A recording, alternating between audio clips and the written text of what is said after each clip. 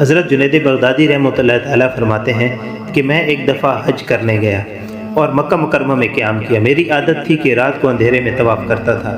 ایک مرتبہ میں نے ایک نوعمر لڑکی کو طواف کرتے دیکھا، وہ یہ اشعار پڑھ رہی تھی، جس کا مطلب یہ ہے کہ میں نے اپنے عشق کو اتنا چھپایا مگر اب وہ مخفی نہیں رہتا۔ اب کھلم کھلا اس نے میرے پاس ڈیرا ڈال دیا ہے۔ جب معشوق کے عشق کا مجھ پر غلبہ ہوتا ہے تو اس کے ذکر سے میرا دل پھڑکنے لگتا ہے۔ اگر میں محبوب سے قربت چاہتی ہوں یعنی اللہ سے، تو وہ قرب نصیب فرماتا ہے، حتیٰ کہ میں خوب لذت پاتی ہوں۔ حضرت جنید بغدادی رحمۃ اللہ تعالیٰ فرماتے ہیں کہ میں نے لڑکی سے کہا کہ تو اللہ سے نہیں ڈرتی، اس بابرکت جگہ پر ایسے شعر پڑھتی ہے۔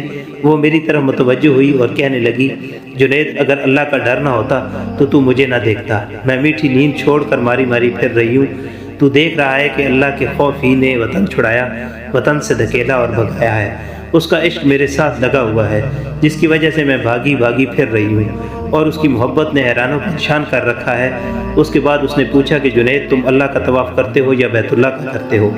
کہا کہ بیت اللہ کا کرتا ہوں، اور اس نے آسمان کی طرف اپنا منہ کیا اور کہنے لگی، سبحان اللہ، آپ کی بھی کیا مشیت ہے، جو مخلوق خود پتھر جیسی ہو وہ پتھروں کا طواف کرتی ہے۔ اس کے بعد اس نے 3 شعر پڑھے جن کا مطلب یہ تھا کہ لوگ پتھروں کا طواف کر کے آپ کا قرب ڈھونڈتے ہیں، ان لوگوں کے دل خود پتھر سے زیادہ سخت ہیں اور حیران و پریشان پھر رہے ہیں اور اپنے خیال میں تقرب کے عمل میں اترے ہوئے ہیں۔ اگر یہ لوگ اپنے عشق میں سچے ہوئے تو ان کی اپنی صفات تو غائب ہو جاتی اور اللہ کی محبت کی صفات ان میں پیدا ہو جاتی۔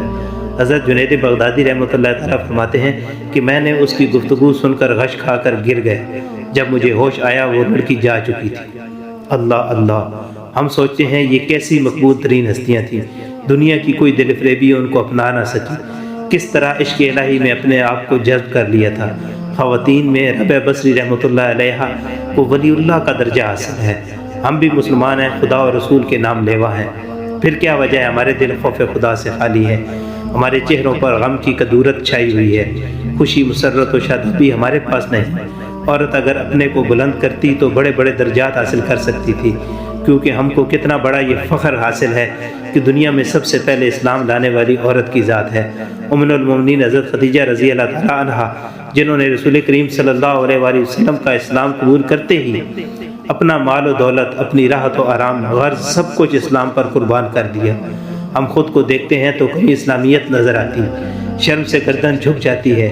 خدایا ہماری حالت پر رحم فرما، رب العالمین اپنی محبت کی ایک کرن ہی ہمارے دلوں کو عطا فرما دے، تاکہ اس راہ پر گامزن ہو جو تجھے مرغوب ہے، اس رستہ سے نفرت پیدا فرما دے جسے تو ناپسند کرتا ہے۔ آمین ثم آمین۔ سامعین، آج کی ویڈیو آپ کو پسند آئی ہے تو اس کو لائک کریں اور دوسروں کے ساتھ شیئر کریں، اور ایسی ویڈیوز کے لیے ہمارے چینل کو سبسکرائب کریں۔ ملتے ہیں نیکسٹ ویڈیو میں، تب تک کے لیے اپنا اور اپنے ارد گرد کے لوگوں کا بہت سارا خیال رکھیں۔ اللہ حافظ۔